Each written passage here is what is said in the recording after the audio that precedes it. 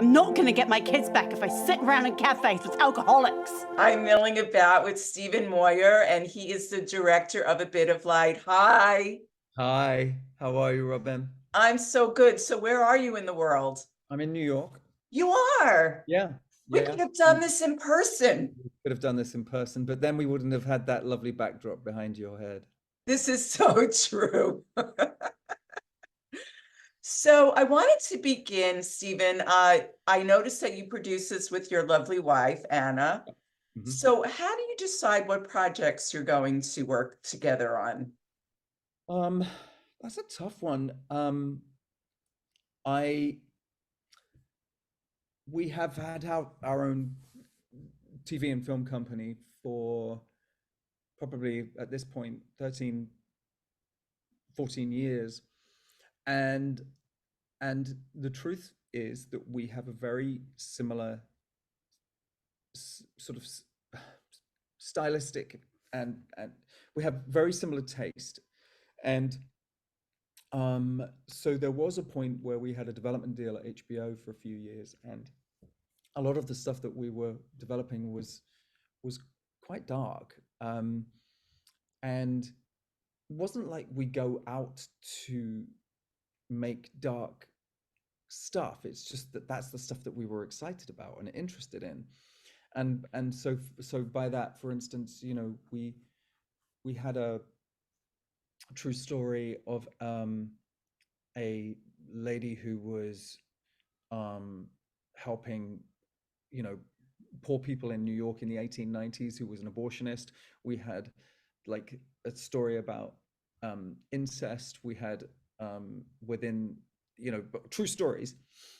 And it's like, for us, it was kind of like finding stories that sort of shine a light on difficult subjects, on people who sort of do important work, but maybe wouldn't ordinarily have their story told. And so that's sort of it. We never sat down and wrote a mission statement. I was going to ask you, yeah. Let's make really, really difficult projects that very few people are going to watch. You know, it wasn't what we decided to do. So, for example, my first film, The Parting Glass, is Yeah. about the aftermath of a suicide, and that was written by my friend Dennis O'Hare, who's a wonderful actor who was in True Blood and many, many other things. And I had directed Dennis on True Blood, and I wanted to work with him. And I said to him, I want my first directorial film to be with you playing the lead. And we had a couple of ideas. And then he told me the story of this weekend after his sister had died, where the family ended up in this kind of odd motorcade driving around. And it was this story of the family coming back together. And I thought it was a beautiful story about a family dealing with this crisis, but slowly coming back together and realizing that they're whole. Let me ask you this, directing Anna, and also both of you are parents and you have children. How hard was that in those scenes? It must have been heart-wrenching. I think the thing is that Anna and I we knew what the subject was. You know, when I brought her the piece, I said to her, you know, this is gonna cut hard. This is a difficult piece, and this is a character that's gonna go deep for you. Anna is not somebody who does anything by halves, you know, and so I knew she was going to go to the place, and that can be difficult. That can be difficult because when she sort of enters that world, and she goes into that world, she's in that world, and so it was hard. It was difficult. There were moments of, you know, Anna calls it the trauma cave. You know, and so she, you know, she will enter that, and she will sort of remember moments from her past or use things from her own life to get herself to that place, and it can be quite difficult to to extricate once Mm. there. You know, that said, um,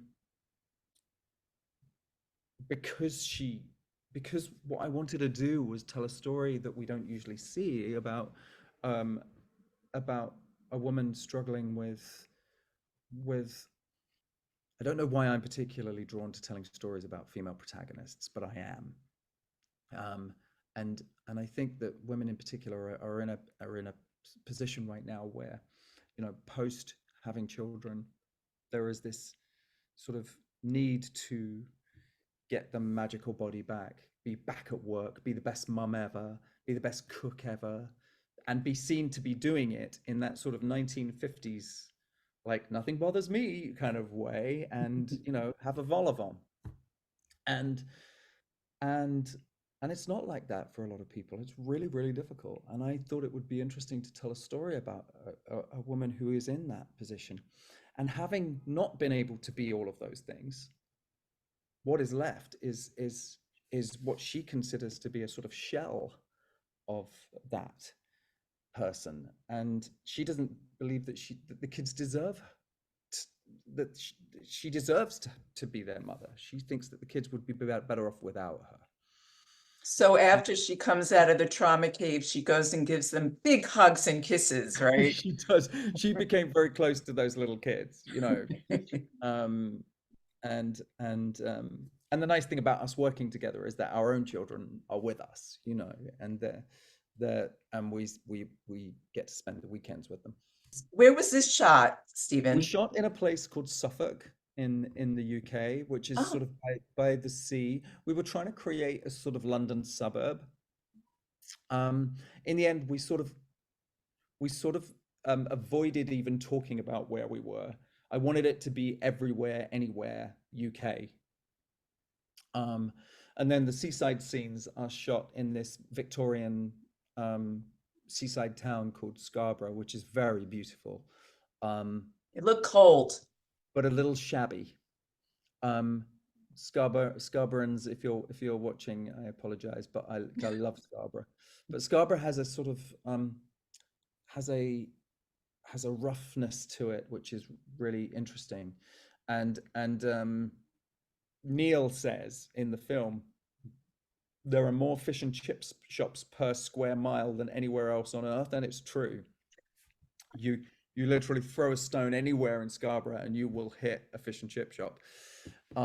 So you And had lots of fish and chips on set. I had lots of fish and chips and by the way, they're really good. And when I was up there researching, and I was doing a film in the summer of that year, Anna and the kids were in Australia, and while I was doing pre-prep while I was working on that film, and I was in Yorkshire, so I was driving over to Scarborough at the weekends with my oldest son, who lives in the UK, and sort of recceing and looking around Scarborough and seeing it, and there's something kind of amazing about it. It's beautiful and quite run down, but and it's got that sort of you know penny arcade sort of feel about it, which is great. It's literally penny arcade, the beach, and fish and chip shops. That's Scarborough.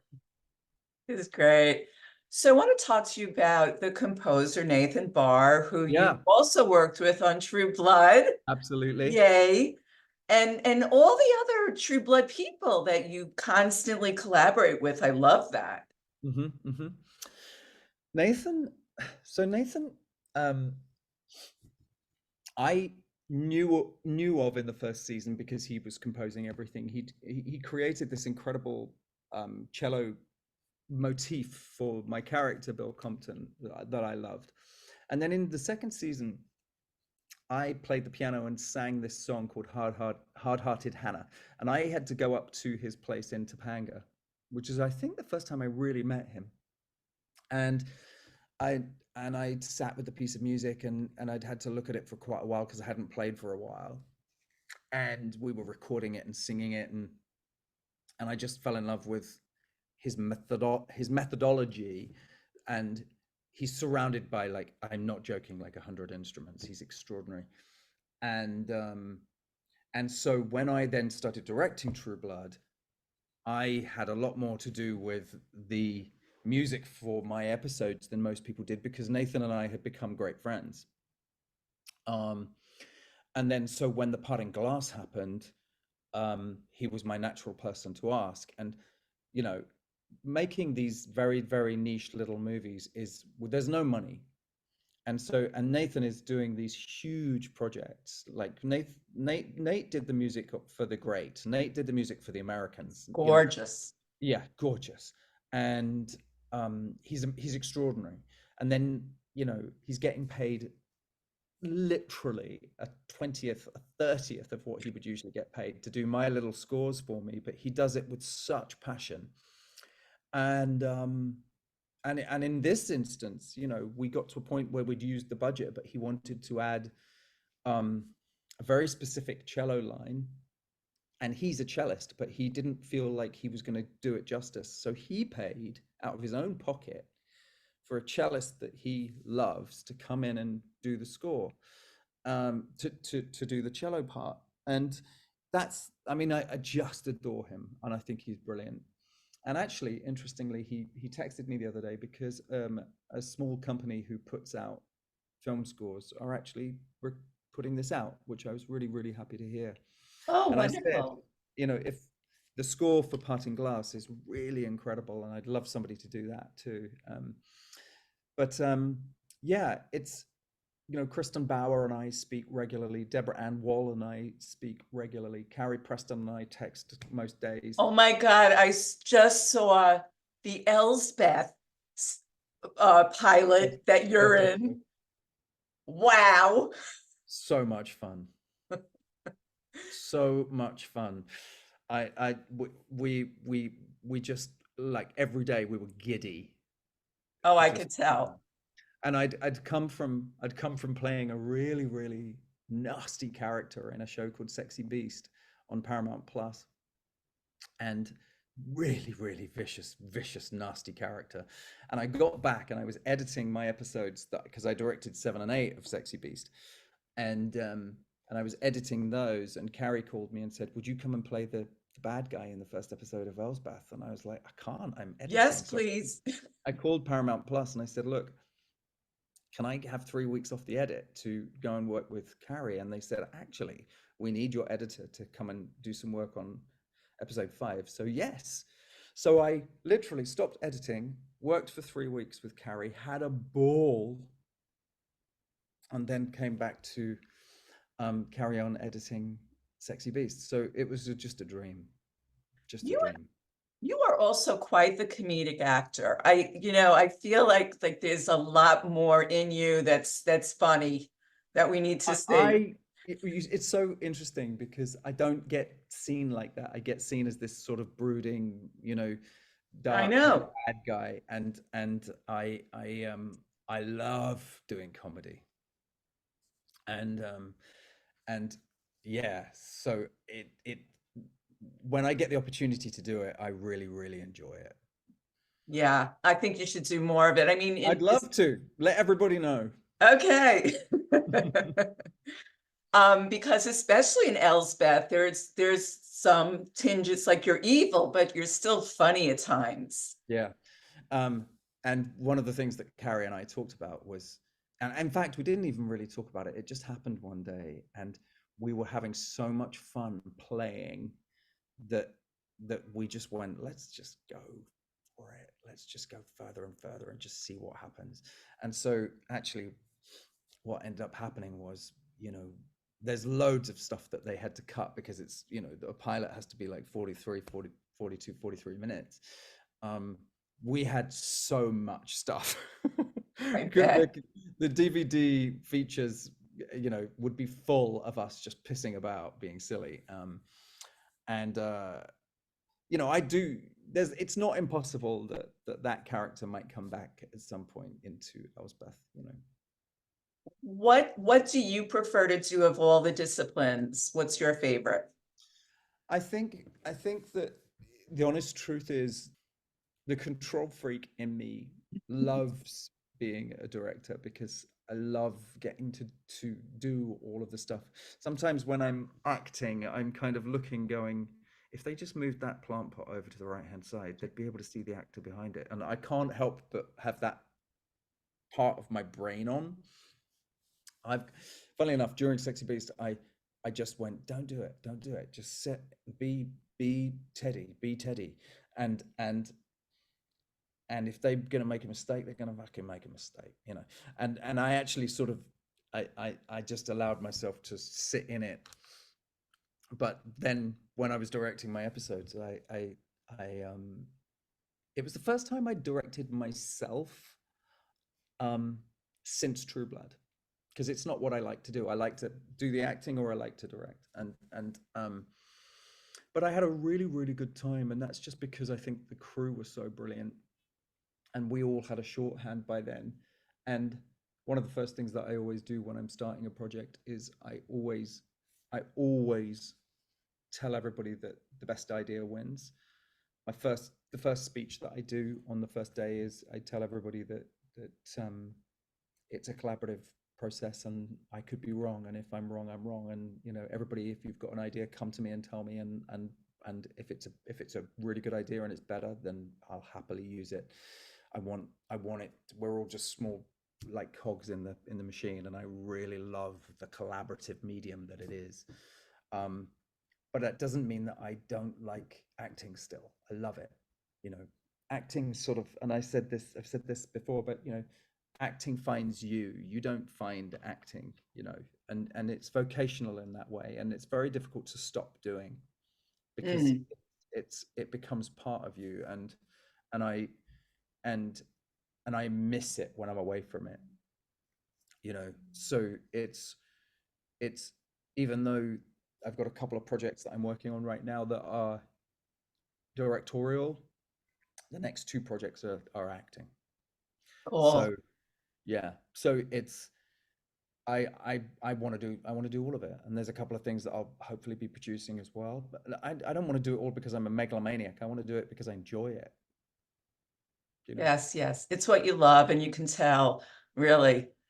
I want to see so much more of you, and next time I want to do this in person. Okay, good to know. You live in my hood. There we go. Well, then we'll have to make it happen. It was such a pleasure. Thank you so much. Thank you. See you soon, Robin. Okay, bye.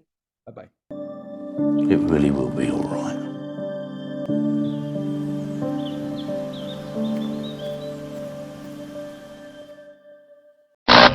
Always news. Always refreshing. Always candid. Always milling about. Robin Milling delivers what celebrities are saying to you.